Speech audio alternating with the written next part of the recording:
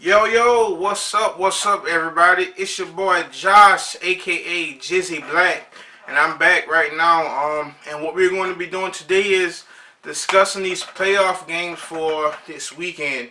We have the Seattle Seahawks traveling down to ATL. They'll be in Atlanta playing the Atlanta Falcons. And we also have the Houston Texans traveling up to Foxborough. So this is a pretty good weekend for football. Thank you to the football gods who have graced us with a pretty good postseason this year. To start this thing off, the first game we have with the Seahawks traveling down to Atlanta. Some pointers. I feel that the Legion of Boom is no longer what it used to be. It's no longer the Legion of Boom. It's probably the Legion. Earl Thomas is going to be out. I feel that Seattle, they wouldn't have enough secondary-wise to match up well. You have Julio, who's going to basically, you need two people to guard Julio. If you aren't going to be shadowing Julio or have Richard Sherman pretty much on Julio the whole time, you're pretty much in for a long day. You have to worry about Taylor Gabriel, and also you have to worry about Mohamed Sanu. I feel that the Seattle Seahawks are going to have a real tough time slowing down this passing attack of the Atlanta Falcons. Not to mention, you can put Devontae Freeman in the slot with Tevin Coleman in the backfield.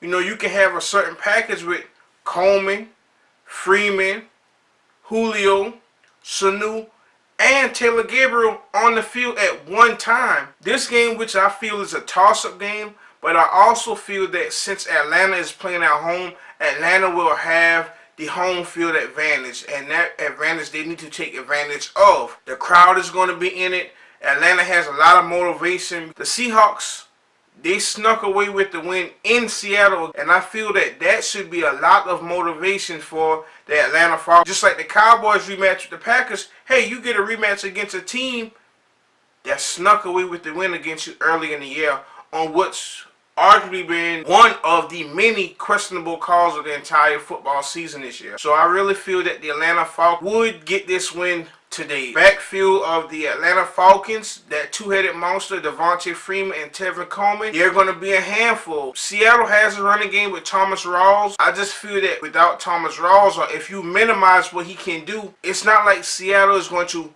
overwhelm you offensively. It's going to take Jimmy Graham being more dynamic this game. He's going to have to do a lot more. They're going to have to put him in the game plan where he's going to cause mismatches, and he's going to basically cause the Falcons to worry about him. The Seattle Seahawks can block well, they can run the ball, and they can get Jimmy Graham involved. Then that offense can be the Atlanta Falcons defense that isn't a top 10 defense, but they make enough plays to give their offense the ball back and let their offense handle the rest.